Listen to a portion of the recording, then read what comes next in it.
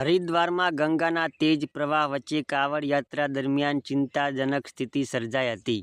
ગંગાના વધતા જળપ્રવાહ અને ઝડપી ધાર વચ્ચે અનેક કાવડિયા મિત્રો મુશ્કેલીમાં ફસાયા હતા. આ દરમિયાન એસડીઆરએફની ટીમને જાણ કરવામાં આવતા જ રેસ્ક્યુ ઓપરેશન શરૂ કરવામાં આવ્યું હતું.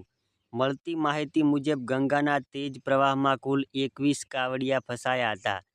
પાણીનો પ્રવાહ ખૂબ જ ઝડપી હોવાથી કાવડિયાઓ માટે કિનારે સુરક્ષિત રીતે પહોંચવું મુશ્કેલ બની ગયું હતું.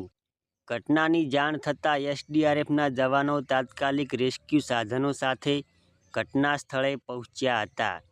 એસડીઆરએફની ટીમે ગંગાના ઝડપી ધાર વચ્ચે હિંમત અને સતર્કતા સાથે રેસ્ક્યુ કામગીરી હાથ ધરી હતી. એક પછી એક કાવડિયાઓને સુરક્ષિત રીતે બહાર કાઢવામાં આવ્યા હતા. રેસ્ક્યુ દરમિયાન જવાનોને પણ પડકારજનક પરિસ્થિતિનો સામનો કરવો પડ્યો હતો, કારણ કે ગંગાના પાણીનો પ્રવાહ ખૂબ જ ઝડપી હતો. સદનસીબે આ રેસ્ક્યુ ઓપરેશન દરમિયાન કાવડિયાઓને સુરક્ષિત બહાર કાઢવામાં એસડીઆરએફની ટીમ સફળ રહી હતી. ઘટનાના વીડિયો સામે આવ્યા બાદ ગંગામાં વધતા જતા જળ સ્તર અને તેજ પ્રવાહને લઈને શ્રદ્ધાળુઓમાં પણ ચિંતા જોવા મળી છે.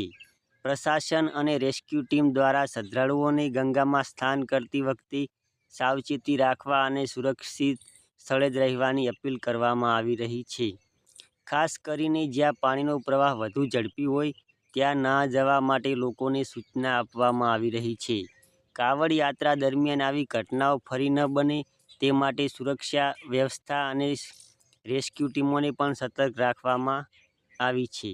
આ સમગ્ર ઘટનામાં સૌથી મહત્વની વાત એ છે કે સમયસર એસડીઆરએફની ટીમ ઘટના સ્થળે પહોંચી અને મુશ્કેલીમાં ફસાયેલા 21 કાવડિયાઓને સુરક્ષિત રીતે બહાર કાઢ્યા હતા. કેએલટી ન્યૂઝ ગુજરાત માટે આ ઘટનાની માહિતી વીડિયો સાથે સામે આવેલી વિગતોના આધારે રજૂ કરવામાં આવી રહી છે. બાકી મિત્રો, તમારું શું કહેવું થાય છે એ કોમેન્ટ કરી નાખજો.